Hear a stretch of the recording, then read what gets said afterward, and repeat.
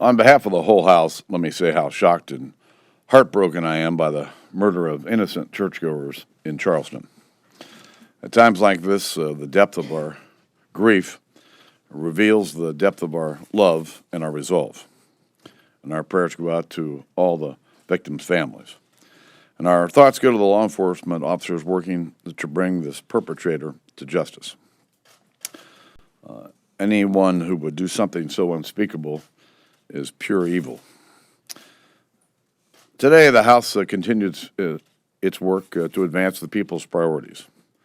Republicans are working with Democrats in the House and Senate to pass Trade Promotion Authority. We're committed to ensuring that both Trade Promotion Authority and Trade Adjustment Assistance pass the House and Senate and go to the President for his signature. Getting this work done is critical to expanding opportunities for American workers and American-made goods. Another priority for the American people is lower health care costs. And despite the many promises, Obamacare is not delivered. So this week, the House is acting on solutions to help families and foster innovation, from strengthening Medicare Advantage to repealing the medical device tax.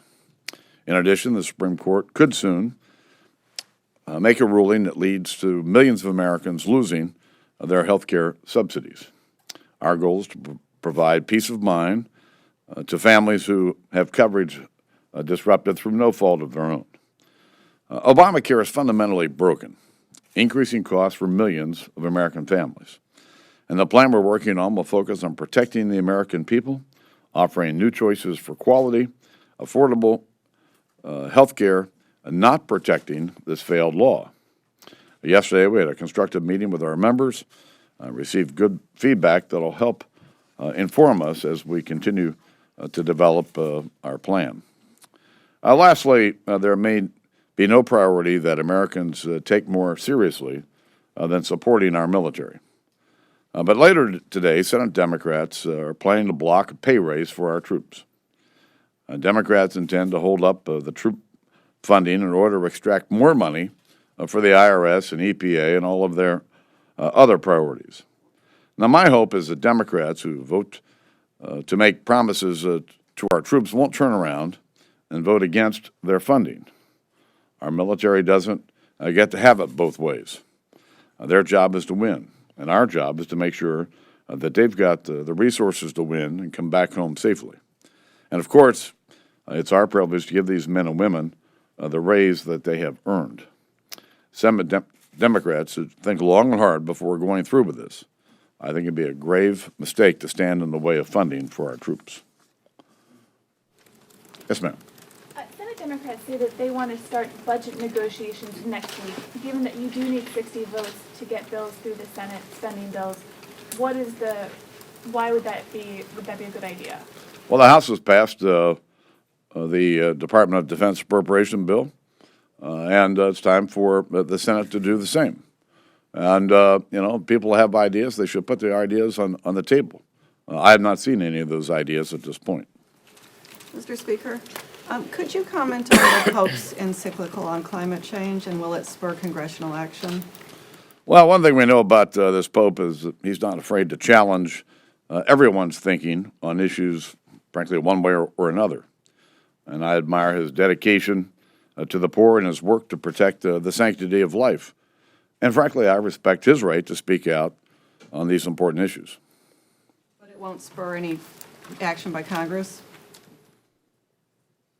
There's a lot of bills out there. I'm not sure where in the process these bills may be.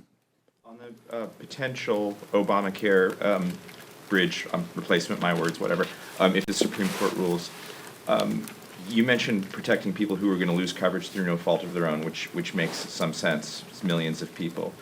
Why coalesce around a policy here that is going to cause a political fight, repealing the individual mandate? We all understand your opposition to Obamacare. Why not extend subsidies and get some concessions on some other things that Republicans want, instead of doing something that's going to be veto bait and have a clash over Obamacare and potentially end subsidies for people? Well, clearly, we're interested in protecting those millions of Americans who could lose their subsidies. But as I said, we are not interested in protecting a fundamentally broken law.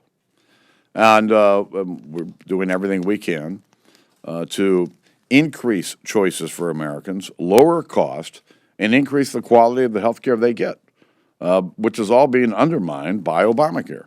But knowing that the president feels exactly opposite of that and can never sign a repeal of the individual mandate in these intervening times before an election, if the subsidies are repealed in these states and Americans with health insurance is the concern, doesn't it make more sense to get some concessions that you can and extend those subsidies until an election? We have an obligation to do what our constituents ask of us. And I think our position on Obamacare has been perfectly clear for years now, and frankly has not changed. As a matter of fact, I would point out that the more we learn about Obamacare, the more we learn just how fundamentally broken it really is. Mr. Speaker, do you feel, having negotiated the procedure for the TPA and TEA with the minority leader, did you feel double-crossed when she voted with her party to defeat that? Well, let me first say that when we were talking about Trade Promotion Authority and Trade Adjustment Assistance over the last few weeks, I worked with Leader Pelosi. I also worked with Republican members who had concerns about both the process and the pay-fors.